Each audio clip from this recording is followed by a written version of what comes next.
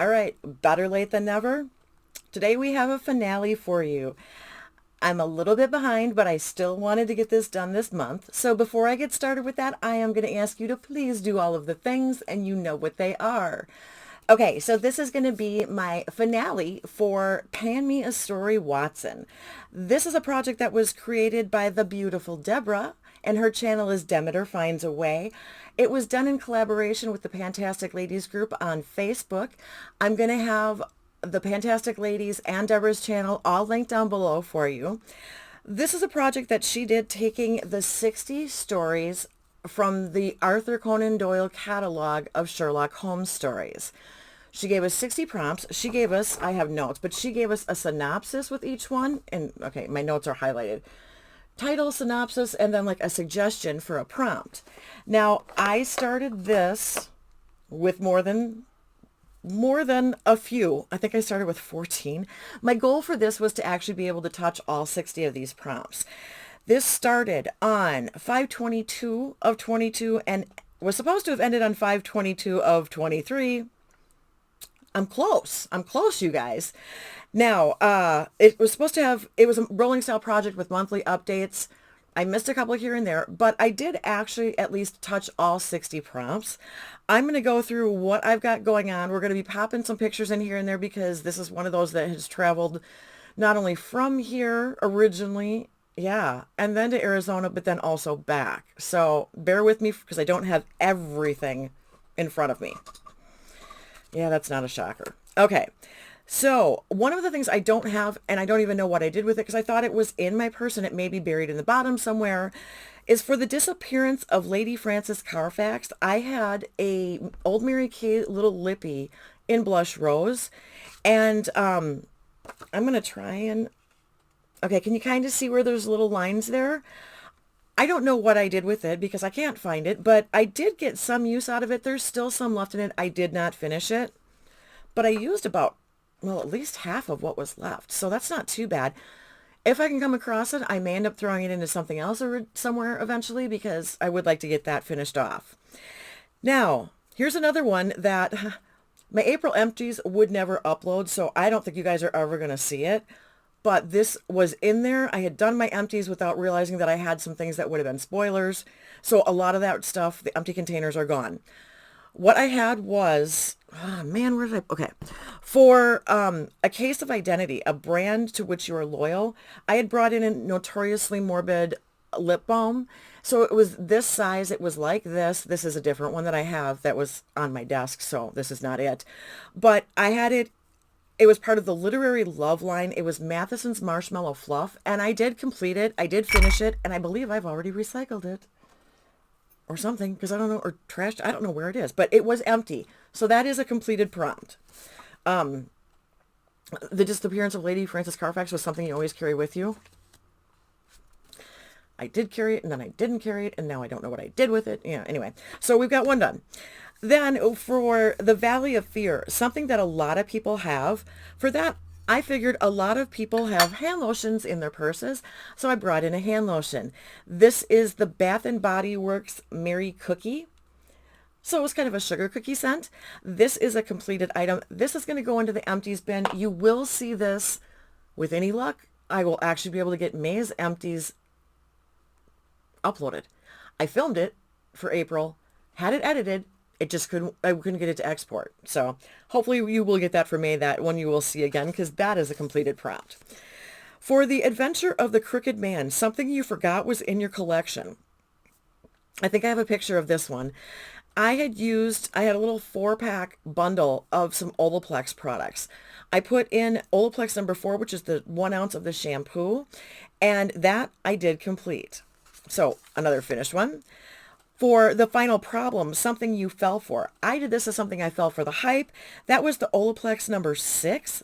I also did complete that. I think that's the bond strengthener. There should have been a picture of that.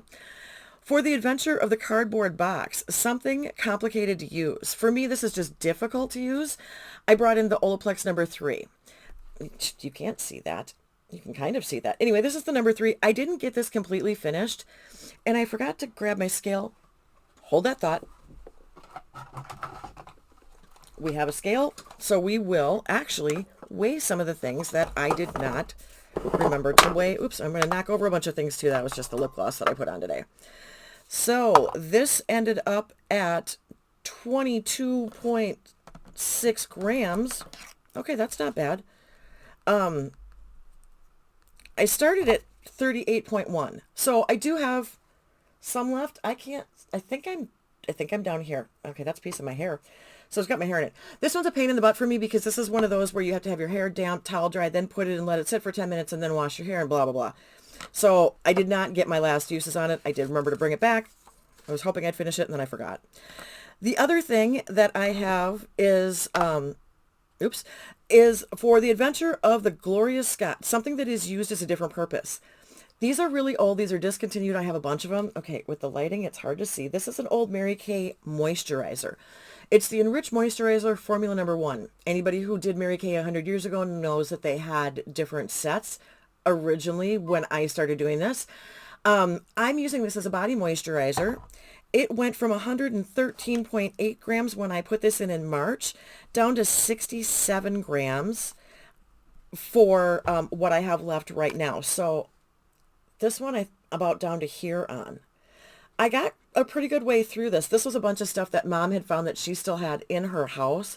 So I grabbed all of these and I'm just going to use them as whatever. I could probably still use it as a facial moisturizer, but it's so old that I use it as a body one instead. But I've had no reactions from it. So they'll be around. You'll see them, I'm sure, again, popping through. For the adventure of the Three Gables, something that is almost empty. For this, I know I'm popping up a picture. This was the Philosophy Summer Grace Firming Body Emulsion. Now, I think that's supposed to be a firming body moisturizer. I think that's what it is. Or maybe, well, I don't know. I don't actually know. It's a nice lotion. I didn't notice it doing anything else, but I did actually complete it. So it was something that was out of my collection. Yay. All right. Then the Man with the Twisted Lip, something you do anything to protect. Well, for me, it is the lip balms. I have always got to have some kind of lip product with me, near me, around me. That's why I have things in every bag, the nightstand, bathroom, purse, all over the place, next to my chair, all of it. With this one, though, I specifically brought in an e.l.f. And I brought in, this is a sheer slick. Yeah, I thought it was stick. This is Jammer Jelly. And I did this with 10 applications as a goal. I actually did 12 days that I wore this. So this is a completed one. This is my Minnesota. I have in Arizona too. This is not one that I carried back and forth, but that is a completed prompt. Then for the adventure of the Copper Beaches, a product, fragrance, or color chosen by someone else, I made my mom choose for me. And she came up with the YSL Black Opium perfume. I did this as a 10-use goal. I actually hit my 10 uses between the two houses. So this is a completed prompt also. And I know that's a fan favorite, so. Then we have the adventure of Wisteria Lodge, something grotesque. I went with a loose pigment from Notoriously Morbid. It was a Christmas one, and okay, there's a picture of the Grinch on it. And this is Appalling Dump Heap. Now, I put this in for 3 uses. Okay, it's very dark and it's very loose. I got one, but that doesn't mean that I don't like it. It just means that I didn't get to it. We're going to grab a swatch so I can, or grab a wipe so I can give you a swatch because it's going to end up all over me. Okay, that's what it looks like on my finger, and that's a whole lot of product because you don't need a ton. It is basically just a black shadow. It doesn't really have any kind of glitter or anything in it. It's nice, but I don't know what I'm going to ever do to finish this sucker off. Well, we got to one of the 3 uses, so it's not completed, but at least it was touched. Then, for the adventure of the Red Circle, something that is not what it seems. Now, I had grabbed this. I didn't know what this was when I got it. This is a Litany liner. It is in the shade Clapback, and it's impossible to see because the writing is really small on it. But the writing is actually in a different color. I didn't know, this is a liquid eyeliner, and I did not know it was this color. Not something you would guess from the container, and honestly, when I got it, I didn't know what it was. It was in a grab bag thing, or a mystery bundle. It was not something that I specifically picked out. But, okay, it's a burgundy liner. It's really pretty. I actually use this 3 out of the 5 times. I'm not a great liquid liner person, and for me to do liquid liner, I just do the top lashes, and I just kind of do a thin line. So it's better if I'm doing something super pale so that stands out a little bit more. If I do it with colors like I've got today, you can't see it.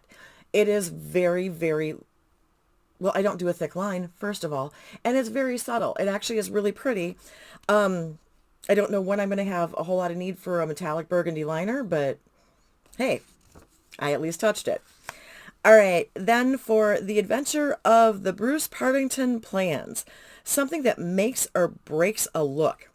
That can be lipstick for me. Lips can really change it or not change it. And the reason that I said it makes or breaks a look is because if you do not do your lips, and I just have some gloss on and it's a very lightly tinted gloss, and you may not be able to tell, but if you don't do your lips, your nose is the focal point of your face if everything else is done and your lips aren't. Just a little hint. So for that, I brought in this Ultra Beauty Matte Metallic Liquid Lipstick, and it's actually kind of pretty. I liked it. Now this is less pinky purple than the liner is, and it's hard to get you true colors when I'm doing this kind of stuff because I don't have good lighting. It's still daylight. The curtains are closed. This is all artificial. But I did this as a 3-day use, so I did have to reapply it a couple of times. You know, nothing stays on forever. But I got my 3 uses. So this, actually, it did have windowing, and then I had it sitting upside down or in a basket, and it got shook up. There's some windowing in this. This is something that I actually kind of enjoyed, and I will probably continue to use. But it is a completed prompt for this project.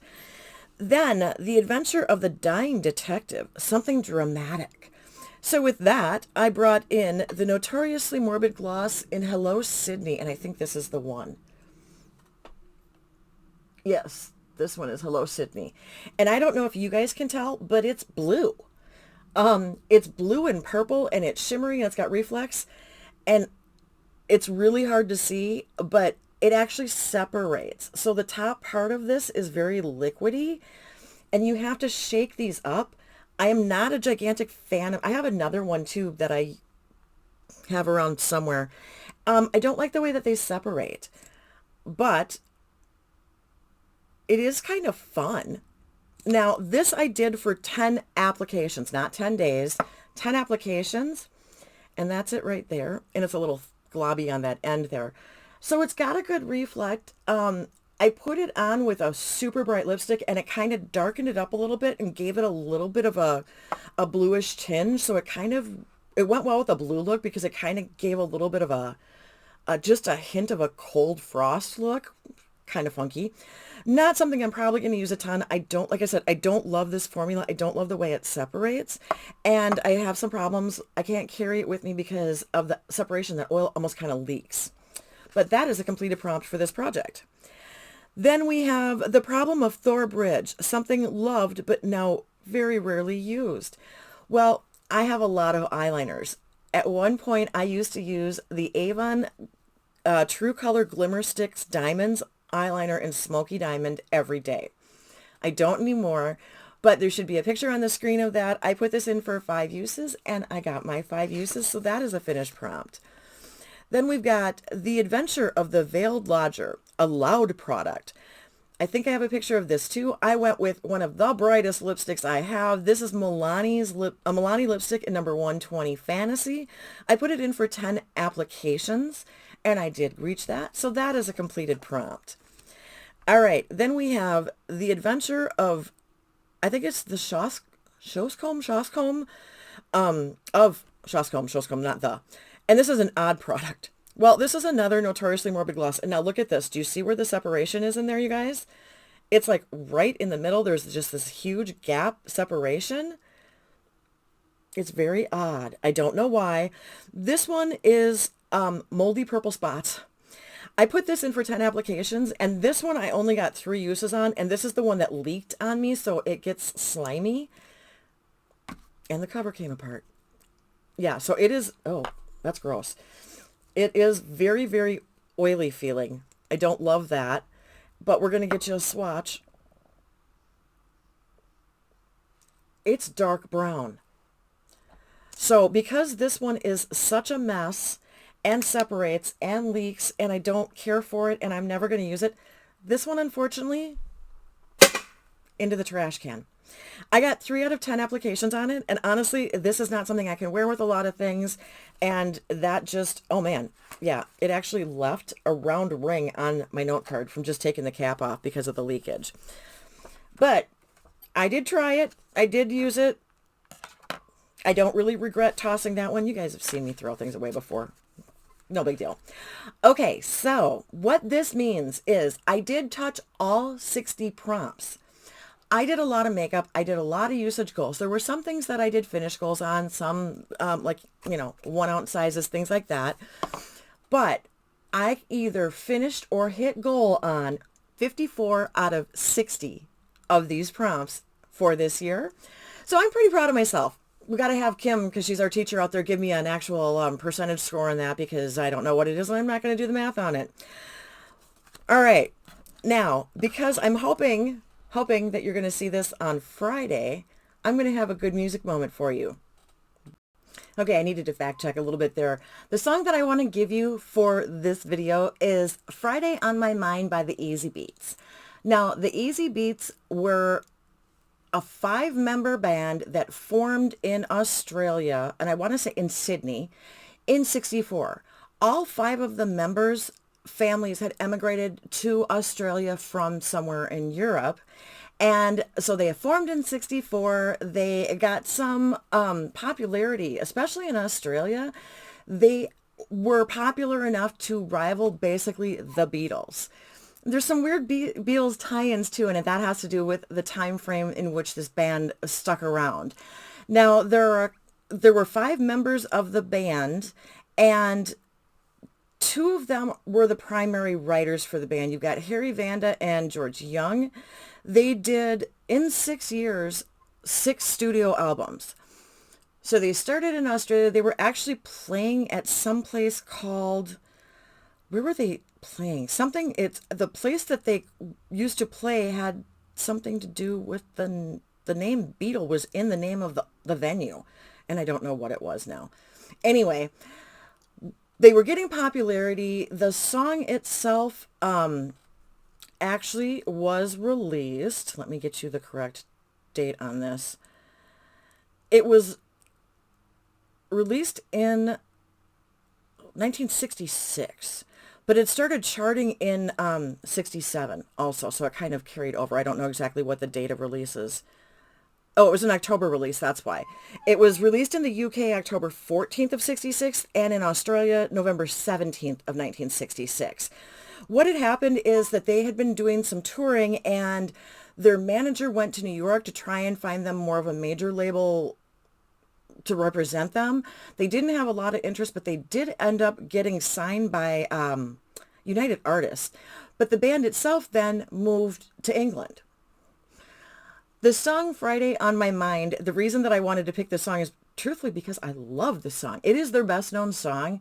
You probably don't know much else by the Easy Beats, and honestly, I would have to go through their entire discography to figure out if there's anything else I actually know. They did have some of their songs covered by other people. They wrote some songs, or the writing duo did write some songs for some other people. There was some stuff that was released by Los Bravos. A lot of detail stuff, a lot of stuff that I'm not super familiar with. This, like I said, I basically know this band because of this. The band did not stay together for too terribly long. They ended up they broke up in 69, I want to say it is. Let's see. Their final appearance was for a TV show, or no, it wasn't for a TV show. They did a small tour thing. They did an appearance that was sorry about that. That was not well received.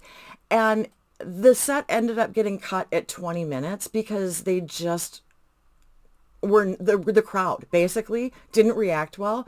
So the guys ended up just pulling the plug on it. Now, since then, they apparently did reform for one tour back in 86. And the singer, who was Stevie Wright, passed away in 2015. The rhythm guitarist, George Young, passed away in 2017. There is a TV show called Friday on My Mind, which I believe is an Australian show. Very strange. I didn't know anything about any of this.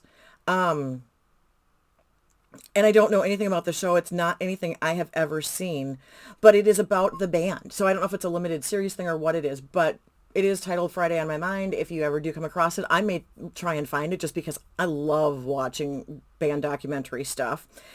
And they did have a lot of debt issues. They had a lot of, like, musically, these guys all kind of went their separate ways too, and that contributed to the breakup of the band.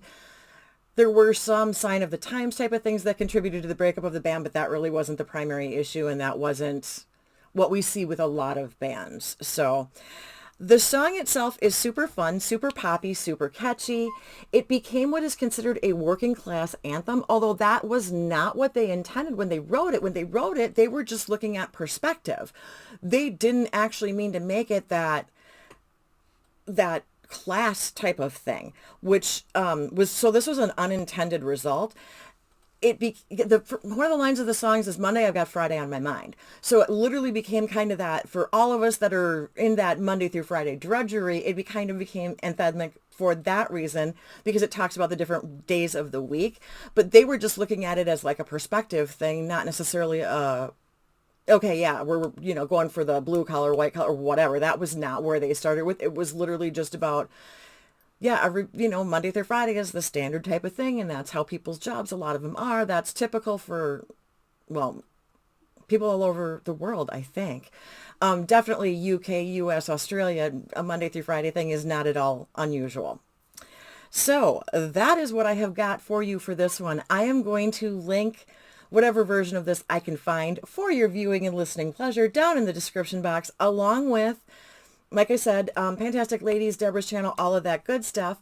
Hopefully you enjoy it. I do appreciate you plugging along with me throughout the last year with this project. It has been fantastic.